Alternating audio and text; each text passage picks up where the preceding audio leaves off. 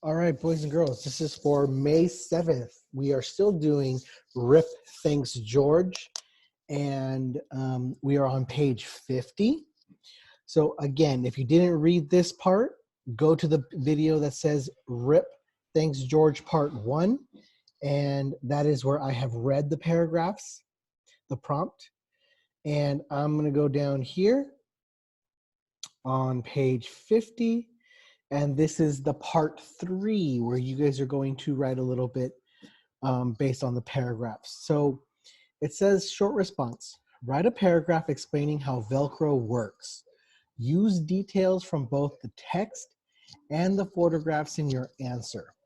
So I'm only going to give you guys a little bit of help on this, but you should be able to go back up to the story, read it, figure out how they work, and then in your own words, explain how it works. Tell me, how does a Velcro work? The shoes that have Velcro on them, how does it work? How does a strap that has Velcro work? Okay, so as you can see here, close up, George saw that each little spike on the burr ended in a hook. When he looked at the fibers of his pants and socks, he noticed that there were little loops.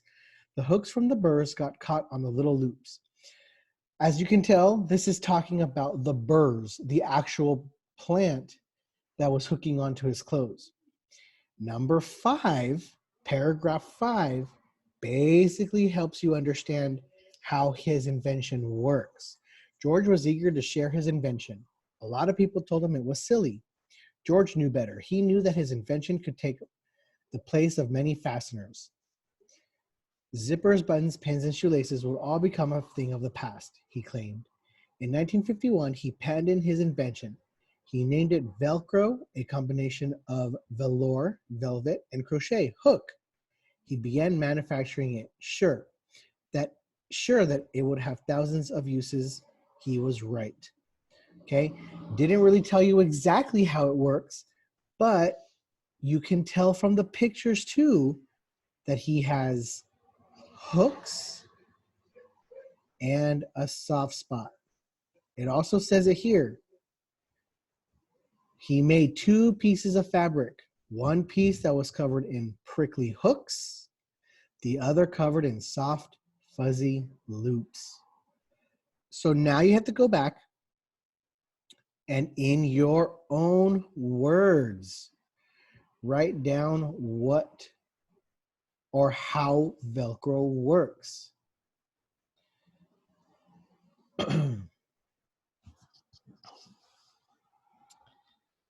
Velcro is made from 2 different fabrics.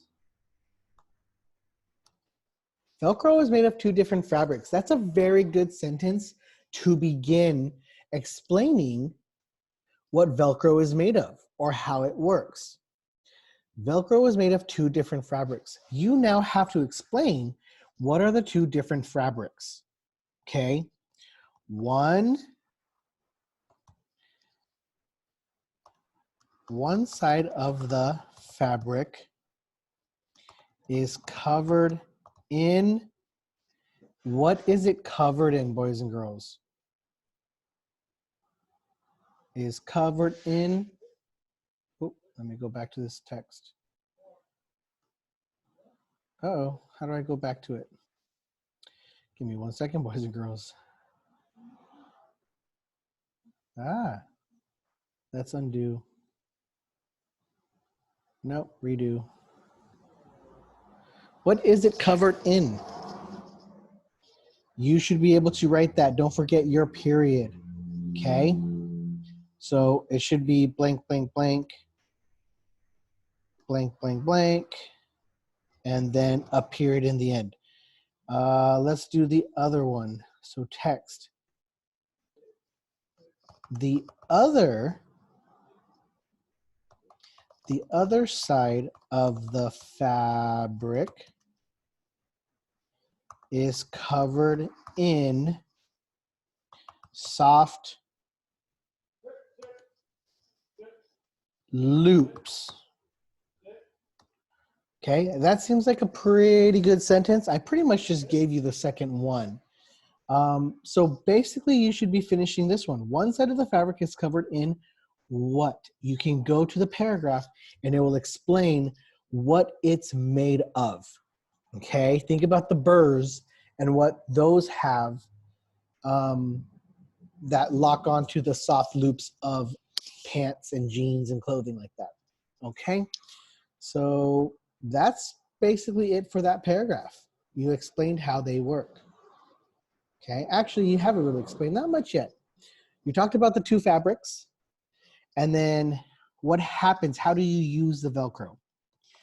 When you put the two fabric pieces together,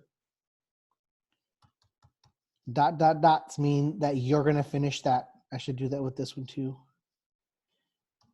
Dot, dot, dot. When you put the two fabrics together, what happens? You need to explain that one side hooks onto the soft loops and they stick together. You just have to explain it for me, okay?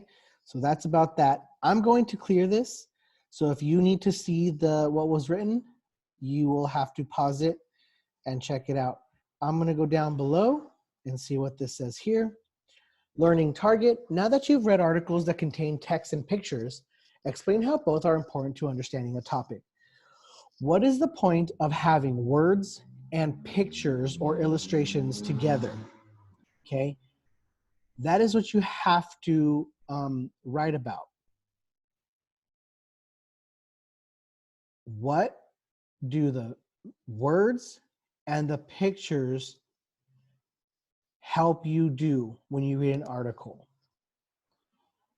All right, so the text and pictures help me do what when you're reading? Okay, and boys and girls, that is that. It's a very short video. On Friday, we are talking about the surprise letter. And I believe after that, I think we are done, and we will be on the different packet called the STAR packet. All of you should have that in your bags that you've received. If not, it should be online for you guys. Ask your teachers if you need it. Okay? And that's that. You guys have a good one.